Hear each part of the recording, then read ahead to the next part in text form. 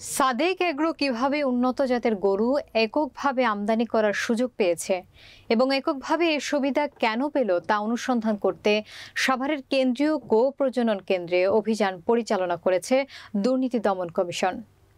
নিজস্ব প্রতিবেদক আবুল কালাম আজাদের প্রতিবেদনে থাকছে বিস্তারিত। আজ সোমবার দুপুরে সাভারের কেন্দ্রীয় গো প্রজনন কেন্দ্রে দুদকের সহকারী পরিচালক আবুল কালাম আজাদের নেতৃত্বে ৯ সদস্যের একটি টিম এই অভিযান পরিচালনা করেন। এ বিষয়ে কেন্দ্রীয় গো প্রজনন কেন্দ্রের পরিচালক ডাক্তার মোহাম্মদ মনিরুল ইসলামের সঙ্গে কথা বলেছেন দুদকের সহকারী পরিচালক আবুল কালাম আজাদ।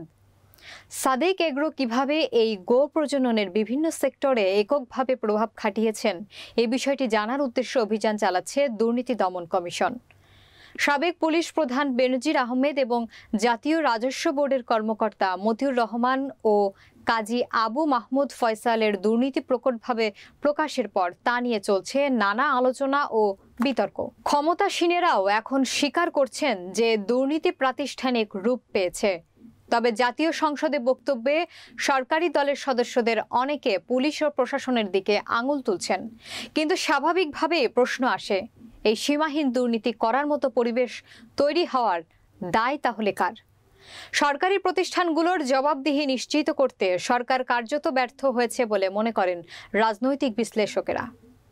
সকল জিজ্ঞাসাবাদ শেষে দুদকের সহকারী পরিচালক আবুল কালাম আজাদ জানান, ২১ সালে অবৈধভাবে ইউএস থেকে আমদানিকৃত ব্রাহ্মা প্রজাতির ১৮টি গরু কাস্টম কর্তৃক জব্দ করা হয়। করার পর পরবর্তীতে বিভিন্ন প্রক্রিয়া শেষ করে এগুলো গরু পরিপালনের জন্য কেন্দ্রীয় গরু প্রজননকে নিচে করা হয়, মানে হস্তান্তর করা হয়। হস্তান্তর করার পর ৩ বছর পরে এগুলো গরু বর্তমানে মাংস আর উৎপাদনের লিমিটেড হয়, মানে এর বেশি আর উৎপাদন করা সম্ভব না হয়।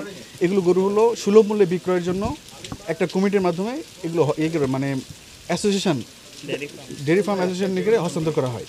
করার পরে এগুলো গরু বিগত রমজানের সময় এগুলো মানে মাংস জবাই করে মাংস বিক্রয়, সুলভ মূল্যে মাংস বিক্রয় করা হয়। কিন্তু আমরা পরবর্তীতে দেখছি যে সাদেক এগ্রোর নিকট কিছু গরু পরে বিক্রয় করছে এই ব্রাহ্মা প্রজাতির। এগুলো গরু সে কোথা থেকে পাইছে এবং আসলে কীভাবে এগুলো তথ্য সংগ্রহের জন্য আমরা এখানে আসছি। আমরা জানি যে এইগুলো গরুগুলো রমজান মাসে করে দেওয়ার কথা, মানে জবাই করে বিক্রি করে দেওয়ার কথা, কিন্তু এরপরে কীভাবে আসলো এটা আমরা তথ্য যাচাইয়ের জন্য আসছি এবং আমরা প্রয়োজনীয় তথ্য সংগ্রহ করছি।